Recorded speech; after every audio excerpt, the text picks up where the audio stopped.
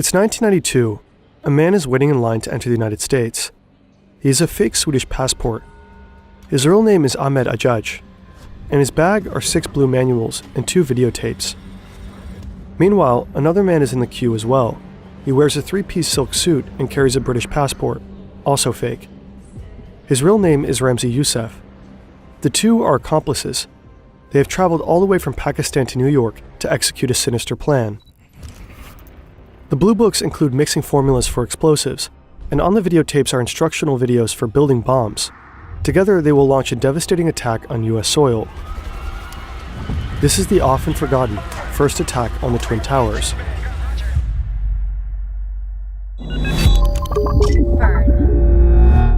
This video is in part based on the fantastic podcast Operation Trade Bomb. Link is in the description. Ahmed Ajaj pulls out his fake Swedish passport. The immigration officer studies the document. He is suspicious. He decides to send Ajaj to a secondary inspection. Officers search his luggage and find the manuals. He gets arrested on the spot. His belongings are seized by the police.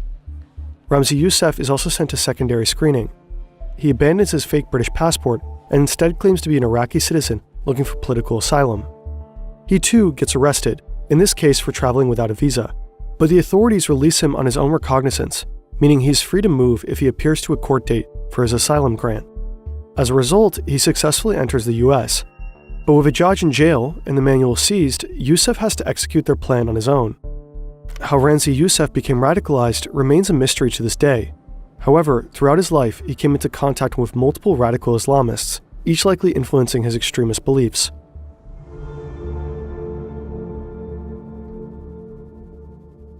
In New York, he wastes no time and immediately starts preparing the attack. He needs to build a massive bomb.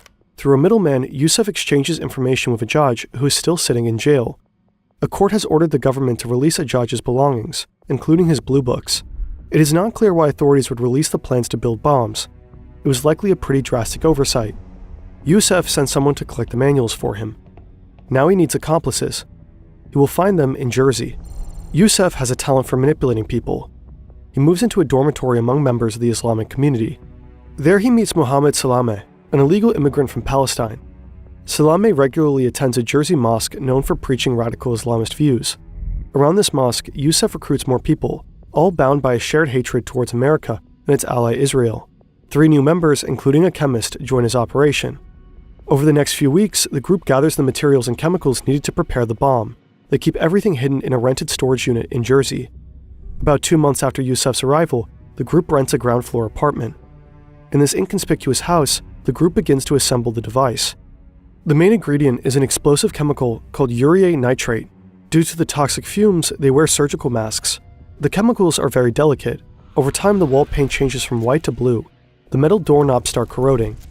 As detailed in the blue books, they add aluminum powder and other materials to increase the destructive power of the bomb.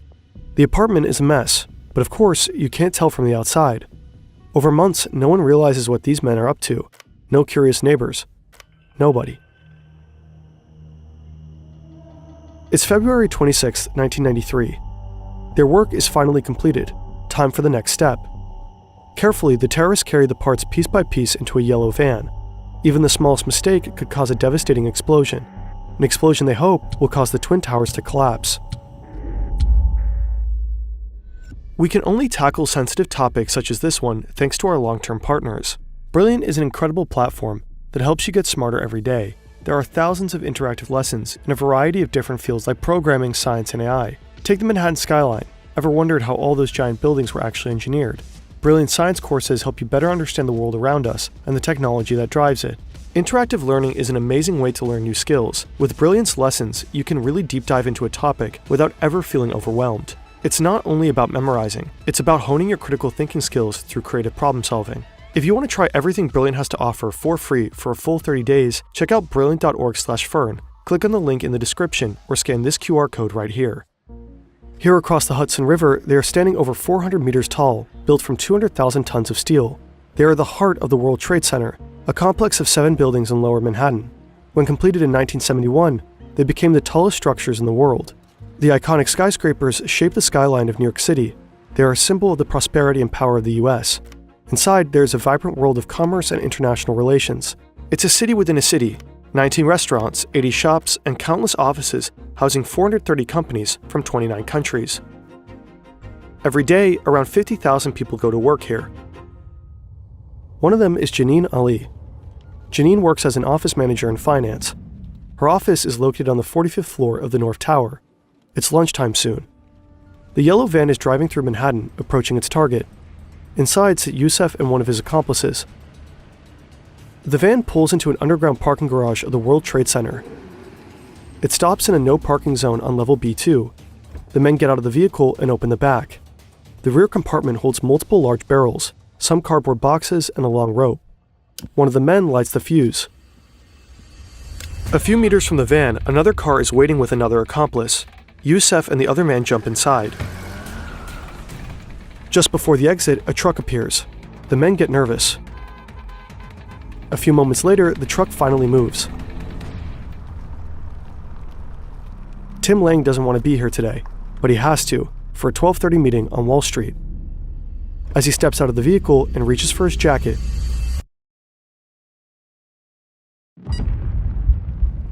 Janine notices that, suddenly, the earth is shaking.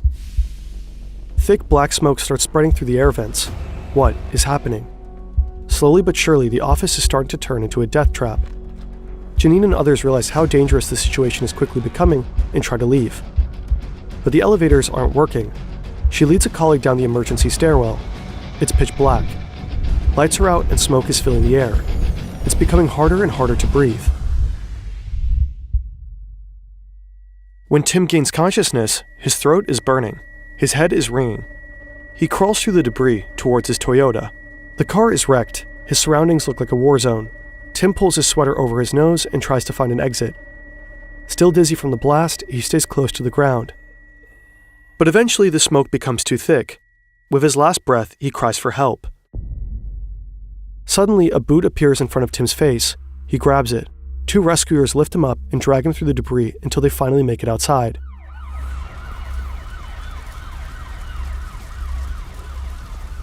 Janine and her colleagues slowly make it down the stairs. Together, they count each step out loud to keep themselves from panicking. Then finally, they too reach daylight. As Tim and Janine walk out on the streets, they see smoke, firefighters, and faces covered in soot. They don't know it yet, but they just survived an enormous terrorist attack in the middle of the city. An attack aimed at the heart of America. The Armada of police officers and firefighters at the scene evacuate 50,000 people. As the smoke starts to settle, the destruction of the bomb becomes clear. The blast created an enormous crater under the North Tower, a 60-meter deep and 30-meter wide hole going several stories deep. Because of the smoke filling the building, helicopters evacuate people from the rooftop. Ultimately, over 1,000 people are injured, mostly from inhaling toxins. 6 people lose their lives almost immediately, including a pregnant woman and her unborn child. There was a man still sitting in his car, and you could tell he was dead. But ultimately, the terrorists' plan failed. They wanted to topple the North Tower with their bomb, causing it to fall into the South Tower. But the explosion did not even come close to causing the tower to collapse. Yet, if the van had been parked closer to the concrete foundations, and the bomb had been even a lot larger, the terrorists might have succeeded. After the attack, Ramzi Youssef is standing across the Hudson River. He's looking at the skyline of New York and is disappointed. The towers are still standing. On the same day, he takes a flight to Pakistan, leaving his co-conspirators behind. Meanwhile, the hunt for the terrorists is on. FBI agents from all over the country fly in to help, and very soon they will make their first arrest. A bomb technician finds evidence in the debris, a twisted piece of metal from a car chassis. They find a vehicle identification number engraved on it. The FBI is able to trace this number back to the original car. It belongs to a Ford Econoline cargo van, registered to a rental company. It has a slightly unusual color, yellow. They quickly uncovered who rented the van: Mohammed Salameh. A few hours after the attack, Salameh enters the rental company office and walks up to the counter. He knows that the van was blown to pieces, but he needs the deposit money to flee the country. Salameh says the van was stolen and requests the $400 deposit. The employee tells him to file a report with the police and come back after that. A couple of days later, Salameh actually returns and tries again. Only this time, the employee at the counter is an undercover FBI agent. Salome tries to persuade the employee to refund his deposit. He's nervous, but since the van is missing, he only gets back half. In desperate need of money, Salome takes the $200 and leaves. Just outside the door, an armada of FBI agents and police officers are waiting for him. But Salome is just one guy, and the rest of the group is still out there. On February 27th, the day after the bombing, the New York Times receives a letter. "We are the 5th Battalion in the Liberation Army. Declare our responsibility for the explosion on the mentioned building." The letter contains multiple demands to the US. All aid to Israel and any interference in the Middle East should be stopped. The terrorists set an ultimatum. If our demands are not met, all of our functional groups in the army will continue to execute our missions against the military and civilian targets in and out of the United States. After Salome's arrest, the FBI searches his apartment and finds evidence that links him to the other conspirators. Ultimately, Salome's stupidity pulls the thread that uncovers the entire plot. Ahmadinejad finishes his sentence for passport fraud and is released from prison, but on March 9th, he is arrested again. The next day, a SWAT team raids the apartment of another member of the group, the chemist responsible for mixing the explosives. A third terrorist manages to escape to his hometown in Egypt, but local agents manage to capture him. After he confesses participation in the attack, he is extradited to the US, where he is taken into custody. All 4 co-conspirators are found guilty. They are sentenced to 240 years in prison. But one man is still missing, the mastermind behind the attack. In the summer of 1994, Yusef travels to the Philippines under a new name. This is the start of the so-called Bojinka plot. Bombs are to be placed aboard 12 planes bound to the US. The plan is being funded by supposed allies of the notorious Osama bin Laden. Global terrorism is reaching a new dimension. Yusef's plan is set to work in 2 stages. His conspirators board the chosen flight, plant the bombs underneath their seats, and get out at the first leg of the trip. A timer will detonate the bombs during the second flight. To ensure the airline bombs function as intended, Yusef assembles small explosives and conducts a series of test attacks. One bomb detonates in a movie theater in Manila, injuring several people. Another is planted underneath the passenger seat of an airplane. It explodes en route to Japan, killing a Japanese man. Yusef, on a relentless killing spree, plans to also assassinate Pope John Paul II during a scheduled visit to Manila. In January 1995, just 2 weeks before the group wanted to execute the Bojinka plot, something goes wrong while building one of the bombs. Concerned neighbors call the fire department. The police searches the apartment and uncovers stunning evidence: blueprints for the airline bombing plot and the plans for the assassination of the Pope. Evidence included a Bible, crucifixes, and priest clothing, all part of a disguise to be worn by a suicide bomber.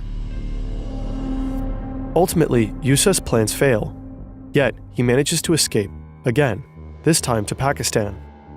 About 1 month later, a student he had attempted to recruit betrays him to the authorities in Islamabad. Ramzi Youssef is captured at last. Federal agents transport him back to the US. In January 1998, he is sentenced to life in prison, plus an additional 240 years. In March 1993, the South Tower reopens, followed by the North Tower 2 weeks later. Janine Ali, Tim Lang, and thousands of others go on with their lives and return to work in the World Trade Center. While Ramzi Youssef spends his days in a prison cell, his uncle Khalid Sheikh Mohammed is involved in planning a different attack.